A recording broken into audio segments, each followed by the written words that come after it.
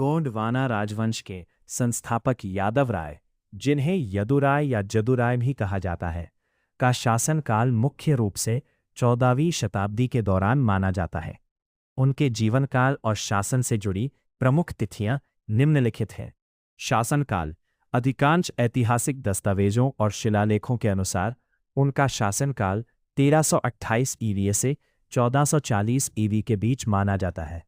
स्थापना वर्ष: उन्होंने गढ़ा मंडला में गोंड वंश की नींव 1328 ईवी के आसपास रखी थी।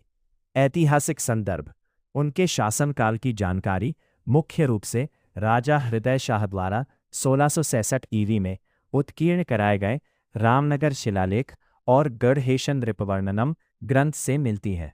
जीवन के प्रारंभिक चरण: शासन शुरू करने से पहले उन्होंने बालाघाट के लांजी क्षेत्र में हैहय वंश के शासकों के यहाँ सेवा की थी।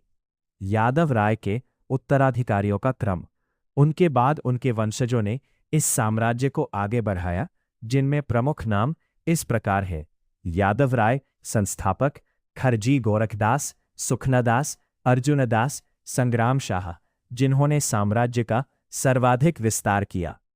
गोंडवाना राजवंश के संस्थापक यादव राय, जिन्हें यदुराय या जदुराय भी कहा जाता है, का शासनकाल मुख्य रूप से 14वीं शताब्दी के दौरान माना जाता है।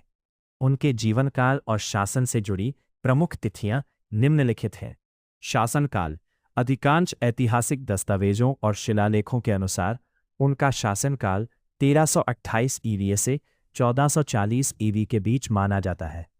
स्थापना वर्ष: उन्होंने गढ़ा मंडला में गोंड वंश की नींव 1328 ईवी के आसपास रखी थी। ऐतिहासिक संदर्भ: उनके शासनकाल की जानकारी मुख्य रूप से राजा हृदय शाह द्वारा 1666 ईवी में उत्कीर्ण कराए गए रामनगर शिलालेख और गढ़हेशन नृपवर्णनम ग्रंथ से मिलती है। जीवन के प्रारंभिक चरण: शासन शुरू करने से पहले उन्होंने बालाघाट के लांजी क्षेत्र में हैहय वंश के शासकों के यहाँ सेवा की थी। यादव राय के उत्तराधिकारियों का क्रम: उनके बाद उनके वंशजों ने इस साम्राज्य को आगे बढ़ाया, जिनमें प्रमुख नाम इस प्रकार है: यादव राय संस्थापक, खरजी गोरखदास, सुखनादास, अर्जुनदास, संग्राम शाह, जिन्होंने साम्राज्य का सर्वाधिक विस्तार किया।